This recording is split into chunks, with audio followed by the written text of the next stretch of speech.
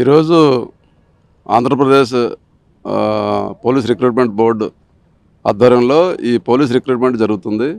దీనికి ఎవరైతే ఇనీషియల్గా ఎంట్రన్స్లో క్వాలిఫై అయ్యారో వాళ్ళంతా ఏపీ స్టేట్లో టోటల్ ఒక 90,000 క్యాండిడేట్స్ సెలెక్ట్ అయ్యారు.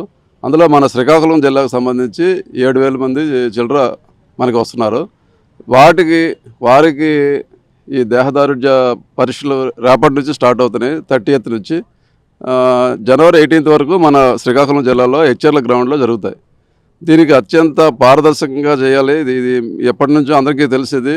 మన ఏపీ స్టేట్ పోలీస్ రిక్రూట్మెంట్ బోర్డుకి చాలా అత్యంత విశ్వసనీయమైన బోర్డు. అది ఎప్పుడు కూడా ఎటువంటి అవకతవకలు జరగలేదని అందరికీ తెలుసు. కాబట్టి ఎటువంటి అవకతవకలు జరగకుండా ఇక్కడ జిల్లా ఎస్పీ గారు శ్రీ కేవీ మహేశ్వర్ రెడ్డి గారి ఆధ్వర్యంలో టోటల్ మొత్తం డిఎస్పీస్, సిఐస్, ఎస్ఐస్ అందరూ కలిసి స్టాఫ్ అంతా కలిపి సుమారు 350 మంది బందోబస్తు ఏర్పాటు చేయడం జరిగింది.